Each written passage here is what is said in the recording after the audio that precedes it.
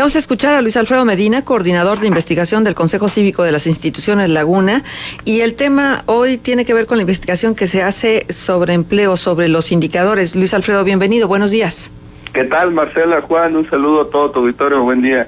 Bueno, pues cuéntanos qué fue lo que encontraron al revisar el tema de empleo. Así es, pues haciendo referencia a algunos indicadores que habíamos platicado hace unos días, decidimos complementar la mesa de análisis que anteriormente mencionábamos sobre los egresados y la generación de empleo, un tema que particularmente interesa sobre todo a los jóvenes recién egresados de las universidades y que preocupa mucho a los padres de familia, que preocupa mucho a los chavos que se quieren quedar o se quieren ir a otro lugar en busca de mejores condiciones. Y en base a eso decidimos profundizar un poco en indicadores para analizar más a detalle cuál es la situación de la población que no encuentra trabajo o que en su caso al no encontrarlo tiene que orillarse hacia la informalidad. Uh-huh. Ahora, cuéntanos cómo la metodología del estudio que ustedes realizaron para que, porque luego en el estricto sentido de la revisión académica de las mediciones que se hacen, hay gente que quiere tener la información más puntual. ¿Nos quieres decir, por favor, la metodología del estudio?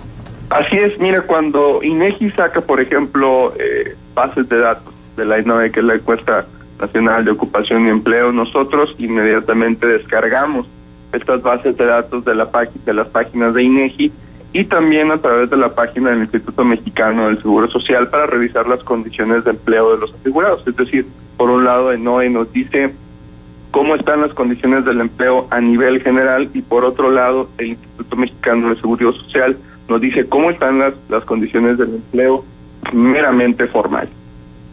Ajá. Ahora sí, desarróllanos los resultados. ¿Cuántos indicadores principales buscaron? Pues mira, empezamos primero por la parte de la formalidad y de la informalidad. De cada 10 trabajadores que hay en la laguna, 6 son formales y 4 son informales. De cada 100 trabajadores que tiene disponible la laguna, 95 están ocupados y solamente 5 están desocupados. Pero aquí hay un dato interesante. De estos 5 ciudadanos por cada 100 que están desocupados, el 23% tienen de 15 a 19 años. Es decir, son jóvenes que tienen estudios entre secundaria y bachillerato técnico. El 18% de los desocupados tienen de 20 a 24 años y el otro 18% tienen de 25 a 29 años. Es decir, más del 60% de los desocupados son técnicamente jóvenes que acaban de salir de alguna universidad, de alguna secundaria o de algún centro técnico. Un dato que nos parece muy interesante cuando lo correlacionamos con el tema de oferta educativa y demanda laboral es que, por ejemplo, al año, los últimos datos que nosotros tenemos son de 2014, un estudio que realizó POMEX sobre los egresados universitarios. Al año en la laguna egresan alrededor de 7,000 egresados en las universidades y salen alrededor de 11,000 egresados en bachilleratos técnicos. Una parte de estos egresados de bachilleratos técnicos lógicamente se incorpora a ciertas ingenierías, pero la gran mayoría sale inmediatamente a buscar trabajo. Entonces, esto es muy interesante porque cuando correlacionamos esta oferta estudiantil de las universidades, que son alrededor de 18,000 estudiantes egresados al año, y lo comparamos con la demanda laboral, pues nos encontramos con una sorpresa bastante interesante, ya que al año, pues lógicamente se generan alrededor de 8,000 empleos en promedio en Torreón, y lo sucesivo, por ejemplo, en Gómez Palacio se generan alrededor de 3,000 empleos en promedio. Entonces, la oferta estudiantil no logra posicionarse en la demanda laboral. Uh-huh.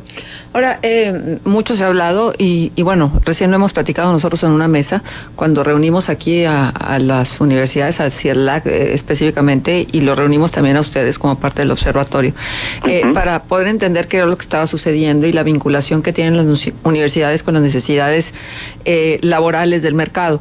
y sobre todo con si hay o no hay visión, es decir, si las universidades están orientando sus carreras hacia la visión de crecimiento económico que pudiéramos tener como región. Tal parece que ahí hay una división importante que no terminamos de acercar y esto nos está costando mucho, ¿no? Pero lo que yo te quiero preguntar, Luis Alfredo, es si hay alguna correlación entre la falta de empleo o el subempleo de personas que están ganando más grados académicos, es decir, que tienen una licenciatura o tienen una maestría o tienen ya inclusive alguna aspiración a otra maestría o a otro doctorado. A nivel nacional, como te decía anteriormente, Compara Carreras de INCO nos puede dar esa información. Entonces, a nosotros nos interesaría pues profundizar más a detalle en este tipo de publicaciones, porque es muy importante que nosotros sepamos cuánto están ganando específicamente los profesionistas y lo podemos descubrir a través de NOE, y es uno de los proyectos que nosotros tenemos para profundizar en los sueldos. No tenemos, desgraciadamente, todavía esa información. Lo único que tenemos pues son los datos que nos da el Seguro Social, en donde nos dice que 5 de cada 10 trabajadores en Torreón ganan menos de 4,800 pesos mensuales. 5 de cada 10, Luis Alfredo. Perdón, 5 de cada 10 trabajadores formales ganan menos de 4,800 pesos mensuales. Pero es un contraste tremendo, porque si tú te vas a los indicadores del ERDO, te encuentras que 7 de cada 10 trabajadores formales ganan menos de 4,800 pesos mensuales. No, bueno, es que dime tú, con el incremento tan importante que ha habido, ayer era parte de la información económica, que ha habido de los productos básicos en los últimos meses, el gas, la gasolina, etcétera, pues dime qué se hace con esa cantidad de dinero, ¿no? ¿Tienes una idea de cómo ha disminuido la calidad de vida? Es decir, lo que se ha venido dejando de comprar precisamente por los sueldos. Precisamente la Facultad de Economía hacía referencia en un estudio que hace poco publicó The HuffPost, que hemos perdido el 80% del poder adquisitivo en los últimos 30 años. De 1987 aproximadamente para acá hemos estado perdiendo el poder adquisitivo que se tenía. Es decir, si tú antes para poder comprar tu canasta básica trabajabas, no sé, 12 horas, ahora tienes que trabajar casi 24 horas para poder seguir comprando la canasta básica que hace 30 años comprabas. Entonces, esto es muy importante, porque no solamente es culpa del gobierno, también tiene que ver con la productividad de las ciudades, y en base a esa productividad es que nosotros hemos decidido hacer pequeños análisis y hemos decidido hacer pequeñas conclusiones, porque aquí un problema se está evidenciando, y el problema es que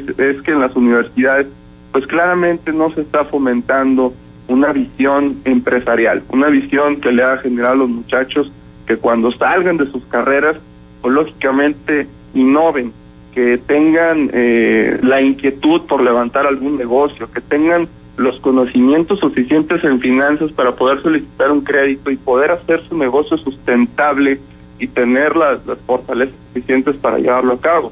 Un dato bastante interesante, por ejemplo, es que del universo que tenemos de trabajadores, el 75% son empleados, solamente el 5% son empleadores y el 17% trabaja por cuenta propia. Es decir, la gran cantidad de los trabajadores que tenemos aquí en La Laguna pues son empleados, y nos hace falta mucho tener una visión empresarial que orille a los estudiantes no solo a buscar empleo, sino a generar. Se venía apuntando desde hace buen rato, ¿no? Que no nada más era la cantidad de empleos, porque creo que el gobierno de Enrique Peña Nieto ha hecho alusión una y otra vez a la cantidad de empleos que se han generado. No solamente el empleo generado, sino la calidad del empleo generado. Y es que puede haber dos posturas, ¿no? Tal vez una postura más crítica, más celosa de la calidad del empleo, y otra postura que dice, bueno, mejor esto que nada. Así es. Y pues mira, la mayoría de las personas, a pesar de que tienen cierto grado de estudios, como te decía en la mesa de discusión, pues tienen altas expectativas, quieren tener lo mejor para sus vidas. Cuando les ofrecen un sueldo de 1,000 pesos semanales, dicen, pues bueno, vámonos, porque es lo único que hay, ¿no? Y esto es bastante preocupante porque, lógicamente, con el alza de precios y con la calidad de vida que vas a llevar con este sueldo, no vas a llegar a nada. Uh-huh. Ahora, quisiera que me dijeras cómo es el comportamiento en función de género. Fíjate que cuando nos dimos a la tarea de revisar la cuestión de género, sí, efectivamente hay una disparidad. Los hombres ganan mucho más que las mujeres, pero ese dato no lo tengo a la mano. De hecho, vamos a publicar para la próxima semana, de acuerdo a lo que se ha platicado del Día de la Mujer y pues las brechas que hay de género, un artículo referente a eso. Cuando lo tengamos listo, pues se los mandamos con todo gusto. Ajá. ¿Cuánto tendría que estar ganando? No sé si ustedes tengan el dato.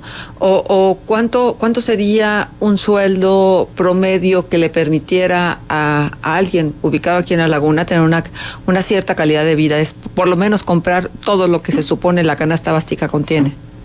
Pues mira, lo que nos orientan ciertos artículos es que, por ejemplo, la canasta básica que te dice Coneval va de entre 2,000 a 3,000 pesos. Para que una familia pueda tener lo básico para alimentarse, va de 2,000 a 3,000 pesos. En el concepto de calidad de vida, para poder tener un sueldo que te garantice este concepto, pues es bastante complejo, ¿no? Porque hay quienes dicen, no, es que yo tengo calidad de vida trasladándome en mi carro, trasladándome en autobús. Entonces es bastante complejo identificar qué es calidad de vida en base a sueldos. Sin embargo, cuando te dicen la canasta básica, es decir, lo indispensable para que tú comas, va de 2,000 a 3,000 pesos. Si tú ya quieres tener ciertos lujos, pues bueno, realmente lo que ciertos estudios nos han revelado es que para que tú puedas vivir adecuadamente, es decir, con una casa bien, con una dieta saludable, con un automóvil que tú puedas tener, pues necesitas entre 12,000 y 15,000 pesos mensuales. El problema es que, por ejemplo, la ENOE nos reporta que en Torreón el salario promedio, tanto de los informales como de los formales, es decir, aquí estamos tomando todo el universo, es de 7,548 pesos. Muy distante, por ejemplo, de Monterrey, en donde se ganan 8,173 pesos mensuales. Uh-huh. Bien, ahora sería muy importante que nos dijeras dónde se puede consultar esta investigación que ustedes han hecho. A través de los datos de INEGI, ustedes googlean perfectamente la página de INEGI, ahí ustedes pueden descargar estas bases de datos de NOE, que salen las principales ciudades, y si quieren identificar ciertos indicadores para las ciudades de la zona metropolitana de La Laguna, en la página del observatorio, ahí nosotros tenemos filtrados ya los datos del Instituto Mexicano del Seguro Social, y ahí encontrarán las gráficas en donde podrán identificar pues estos datos y estos indicadores de empleo. Muy bien, pues muchísimas gracias por estar con nosotros, Luis Alfredo, y por traernos esta información que sin duda alguna nos da mucha luz sobre la realidad que vivimos en este momento como país y como comarca sobre todo. Gracias. Gracias, Marcela. Un abrazo. Hasta luego. Igualmente, Luis Alfredo Medina, coordinador de investigación del Consejo Cívico de las Instituciones Laguna. Son las 8 de la mañana con 20 minutos y bueno, sin embargo, sacó una serie de reportajes precisamente a propósito de este tema, donde resulta absurdo cómo personas que tienen doctorado están ganando el salario mínimo, sí, así como usted lo escucha. Y bueno, da el caso, por ejemplo, de Laura. Es una investigación que realizó Daniela Barragán para el portal Sin Embargo. Laura estudió durante 13 años, tiene licenciatura, maestría, doctorado y 2 estancias postdoctorales de 2 años cada una. Además, es integrante del Sistema Nacional de Investigación. El problema es que no ha sido aceptada en un empleo que le permita seguir haciendo investigación. Tener un trabajo de oficina, dice, pone en riesgo incluso su lugar en el Sistema Nacional de Investigadores. Durante años ha llenado muchas solicitudes y convocatorias y a pesar de cumplir con todos los requisitos, ninguna le ha sido favorable. Su experiencia, dice, le deja la sensación de que el Estado mexicano entiende la educación como un gasto y no como una inversión. Y peor, aun cuando invierte en recursos recursos humanos y en la formación de investigadores, los desaprovecha en la práctica, pues les cierra la oportunidad de compartir y propagar sus conocimientos. El portal, sin embargo, realizó una serie de entrevistas con mexicanos con maestría, doctorado y estudios de postdoctorado para revisar cuál es su situación ante un mercado laboral cada vez más hostil y tomando como referencia las cifras más recientes de empleo y salarios que identifican al país en el último lugar entre los países de la OCDE, además de tener los sueldos y las prestaciones más bajas en América Latina. Y pone el caso también de Gabriela, que tiene un doctorado y gana en la UNAM el salario mínimo. Así su pensión sería de 300 pesos al mes. Una doctora. Juan, doy salida a estos mensajes de WhatsApp. Moisés Picasso nos escribe y nos dice lo siguiente: me parece una excelente idea, sobre todo porque en las redes sociales no se les ocurre pensar y mucho menos analizar el sentido de la nota, que en muchos casos es evidentemente falsa. Gracias, recibimos el saludo, Carlos Guillermo. Y esto que es una denuncia, y ojo, autoridades de transporte. Al oriente de Torreón se ven muchos autos pintados de amarillo, que en su momento fueron taxis y ahora andan prestando el servicio de manera irregular, y quienes abordan estos vehículos en su mayoría son mujeres que no verifican que sean taxis. Los taxistas traen en la placa una franja verde y los que son particulares la franja es de color café. Pone entre paréntesis SIC. De 10 taxis que andan al oriente, 3 son piratas. Cuidado. 8 de la mañana con 23 minutos y bueno, una buena noticia, creo yo que es buena noticia, se la compartíamos al inicio de este programa en el recorrido informativo, y es que pues el Instituto Electoral de Coahuila rechazó a los partidos, los nuevos partidos que pretendían obtener su registro para este año, partidos políticos que bueno, pues finalmente el IEC no les dio el registro. El Consejo General del IEC rechazó las 14 solicitudes que tenía para la creación de nuevos partidos políticos en la entidad. Entre las asociaciones destacan la encabezada públicamente por Rubén Humberto Moreira, hijo del exgobernador Humberto Moreira Valdés, Juntos Podemos Construir un Futuro Mejor, así como la asociación Joven, el Partido de la Gente, relacionada con el extinto Partido Joven. La consejera presidenta del IEC, Gabriela de León Farías, indicó que las causas de las cancelaciones están relacionadas a omisiones en materia de fiscalización. La asociación Juntos Podemos Construir un Futuro Mejor AC fue la única que presentó la documentación completa y a tiempo, pero su error fue evadir información sobre sus ingresos y gastos, falta catalogada como grave en el reglamento de fiscalización, y por ello se le castigó con la cancelación del proceso para constituirse en un partido político, que era pues prácticamente el clamor generalizado de la mayoría de los coahuilenses. 14 partidos más. Bueno, pues finalmente el IEC dijo no. 8:24. Volvemos y luego de la pausa en el estudio Adriana Romo, vocera de la Red de Mujeres de La Laguna, quien nos informa sobre la solicitud de alerta de género a la Comisión Nacional para Erradicar la Violencia contra la Mujer. A las 9 de la mañana van a ofrecer una rueda de prensa precisamente para informar de este tema. Siga con nosotros. Contextos. El programa